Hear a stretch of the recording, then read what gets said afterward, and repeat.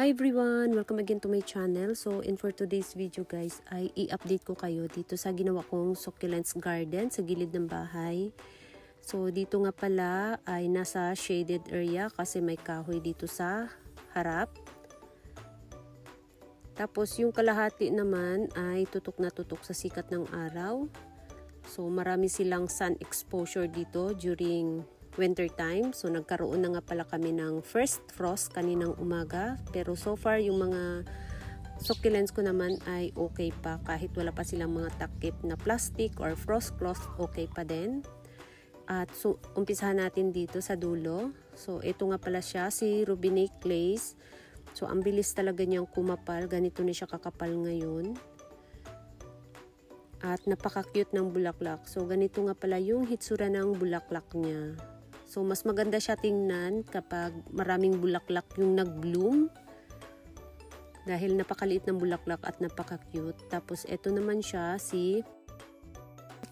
So, nagiging pink na nga pala yung dahon niya ngayon. Nag-umpisa na siyang mag-pink, pastel pink. Lalo na yung pinakagitnang rosette niya. Gumaganda na.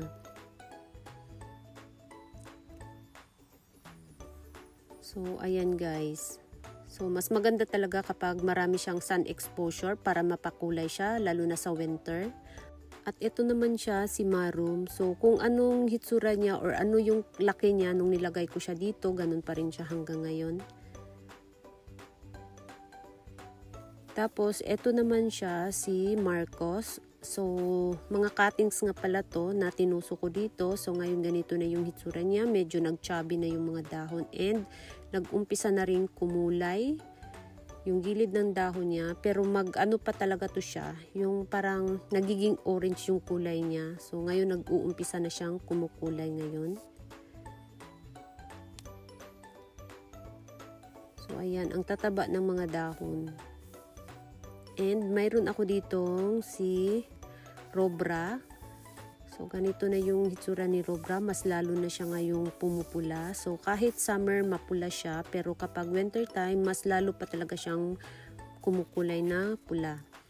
And ito naman siya, si PVN.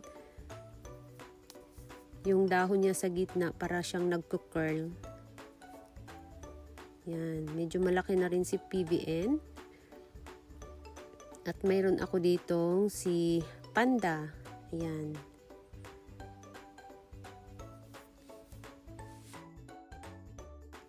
At mayroon ako ditong nilagay na Macronata. So, kamukha nga pala siya ni Peach Pride. So, medyo maselan to siya during winter, lalo na kapag laging may frost. Baka magkaroon siya ng frostbite. So, kailangan niya ng extra care para hindi siya masira or madamage sa frost. Kaya nandito siya sa gilid nilagay ko para medyo may nakatabon. And ito naman siya, si Pachyphytum compactum. So nag-umpisa na rin siyang maging purple. At yung nilagay ko dito na Crispy Beauty, medyo lumaki na rin siya ng konti. Ayan. Hindi pa siya ganoon kalaki, pero kahit papano mayroon na siyang improvement.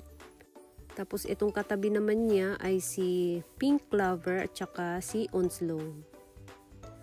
Tapos yung Little Beauty ko dito, ayan, kumukulay na rin. Pumupula na yung dahon niya. Tapos yung sedum na nilagay ko, ayan, ang bilis din lumago. Tapos ito naman siya, si Brimstone. Tapos si Rejoice. So ganun pa rin si Rejoice. Malaki pa rin. So napakaganda ng rosette niya. And ito naman siya si Koi Gokuro. So nag-umpisa na rin mag-pink yung tip niya. Ayan, nagpipink na siya.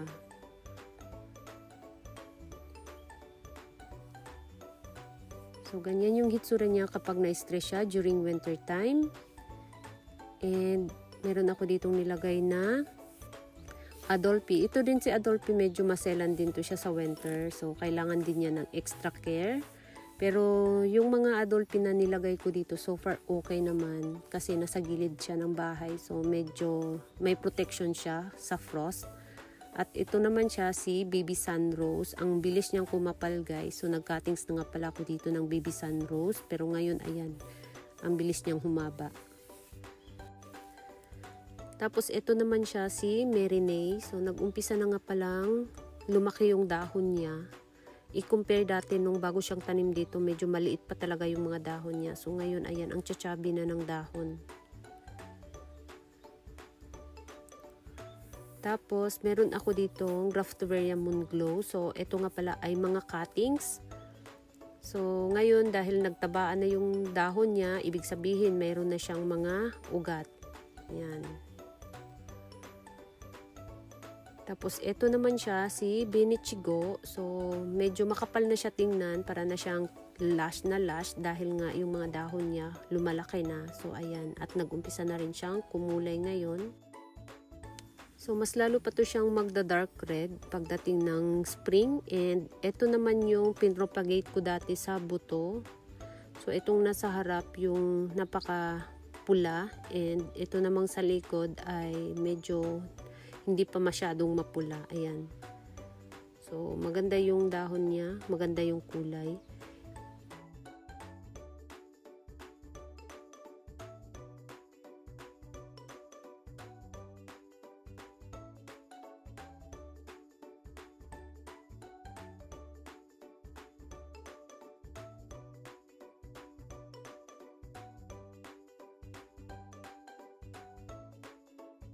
Ito naman siya, tingin ko, hindi siya si party dress kasi nga yung hitsura talaga niya. So, nag-research ako kung ano yung hitsura ng party dress.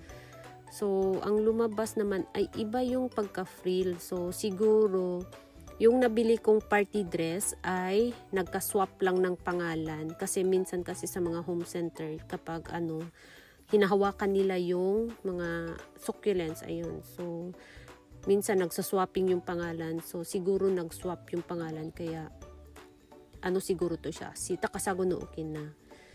And, eto naman siya, si Ellen. Bago ko nga pala siya nilagay dito, ay kinatings ko nga pala yung mga rosette nito. So, etong mga ngayon, ay bago niyang mga suloy.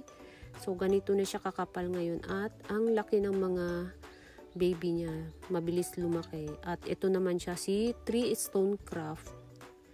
Yan, nag-umpisa na rin siyang kumulay. Pumupula na siya ngayon. Yan, 'di ba? Maganda yung kulay niya kapag winter time. So hindi ko alam kung maselan ba siya sa winter. So tingnan lang natin kung okay ba siya sa buong winter. And ito naman siya si Blue Haze. Ayan ang chubby ng dahon ni Blue Haze.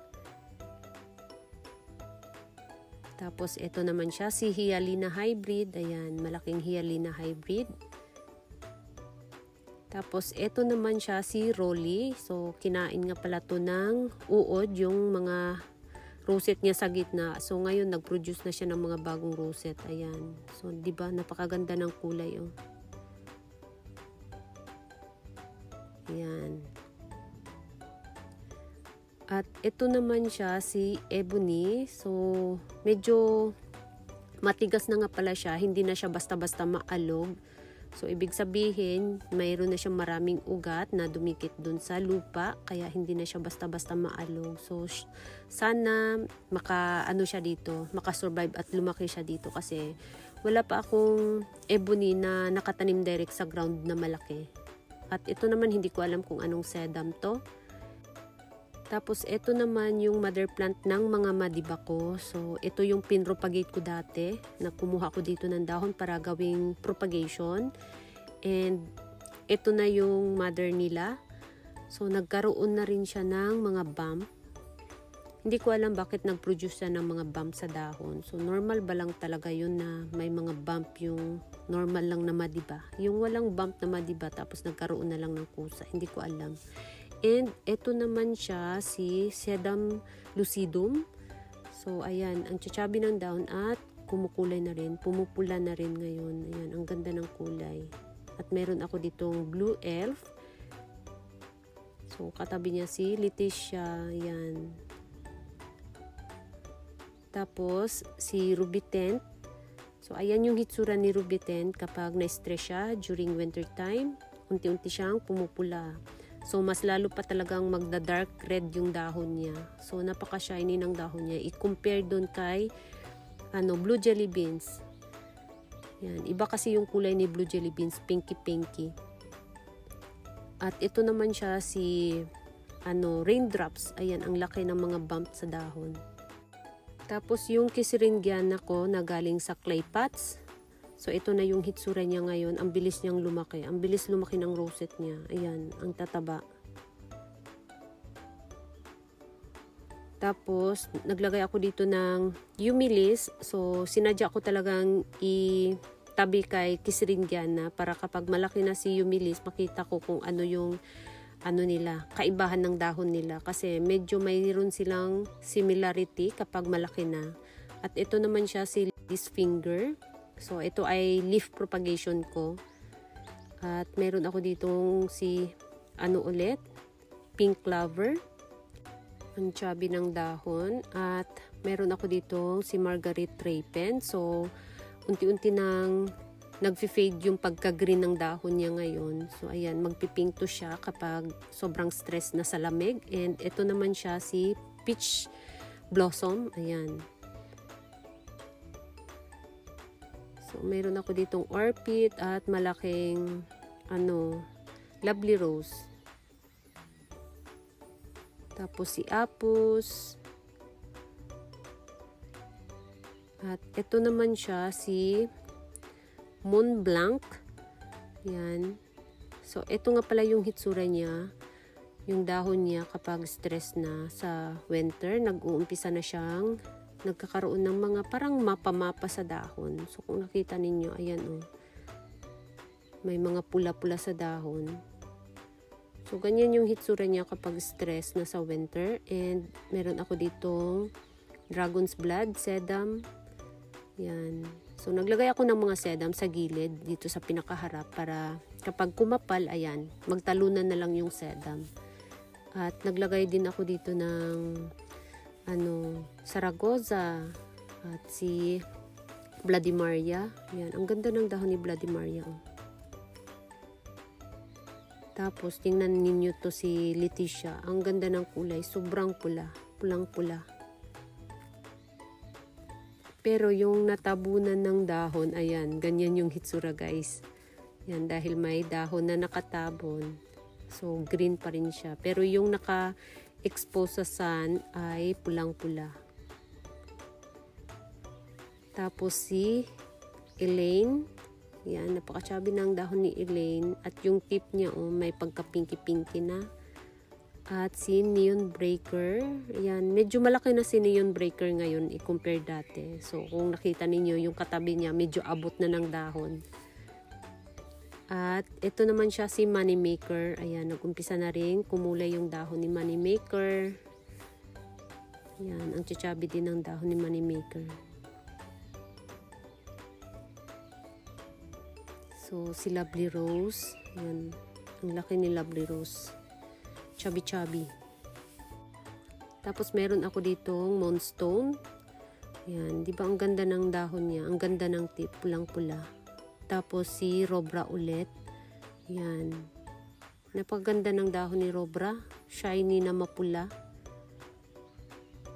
At ito naman siyang makapal, si Baby Sunrose. Ayan, ang bilis talaga yung kumapal. At naglagay ako dito ng si Red Rina. Ayan. So ito rin is mga kasamahan nung kanina na Rolly. Ayan, marami na siyang mga bagong suloy. Tapos, si Mibina ulit. Ayan. Makapal na si Mibina. At meron ako ditong Kuminosato. Ayan. Nag-start na rin siyang pumula.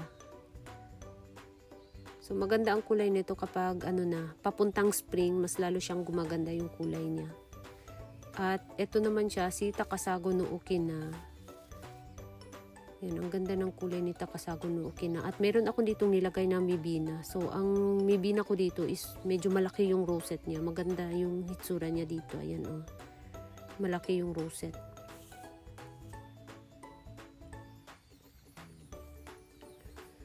So, ayan guys, ang bilis lang lumaki. At ito naman yung mga kinatings ko. Galing din dito sa gilid dati. Bago ko, tinanggal yung mga succulents. So, ito yung mga blue jelly beans. Yan. So, ganito na nga pala siya ngayon. Diba? Maganda na yung kulay. At nagkaroon na rin siya ng mahabang stem. Kasi, iniklian ko talaga siya nung kinatings ko. So, ayan na siya ngayon, guys. And, eto naman siya si, Mira. So, matagal na nga pala siya sa pot na to. So, yung sa gitna, yung mother plant. Tapos, yung nasa gilid, lahat ay mga babies. Yan, diba? Ang laki. So, ayan. Iharap natin tong dito sa sunlight para hindi siya bukang-buka. So, kailangan siyang ikot-ikutin. Lalo na ngayon is, patagilid yung sikat ng araw. Kailangan niyang ikot-ikutin para lahat masikatan ng araw. And, nandito na rin yung mga malunggay ko kasi mamaya is ipasok ko sa loob ng bahay. Ayan, inuwi ko na rin.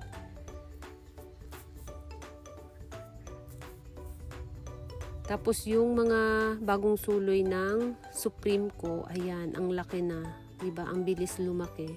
Ayan, parang kailan lang kinatings ko. Tapos, ito na yung mga baby. Ayan, ang ganda ng babies.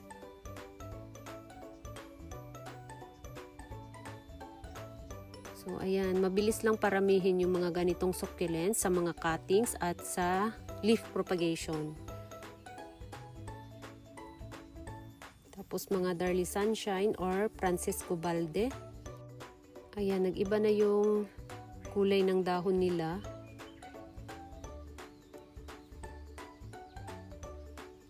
Tapos dito naman, meron ulit ako ditong tinanim na mga Mibina and si Ellen. Ayan, ang laki ng dahon. Ito si Ellen, ang laki ng rosette, Ayan, ito yung pinakamalaki sa lahat ng Ellen ko. Itong cuttings na to. Tapos meron ako ditong si Humilii. Tapos dito naman sa ibabaw, mayroon ako ditong si Dendra Gem. Ayan guys. Pumupula na yung dahon niya. Ayan, ganyan yung hitsura niya. Pumupula na. Tapos Ellen, ayan. So, sari-sari. Parang ginawa ko ring succulents arrangement.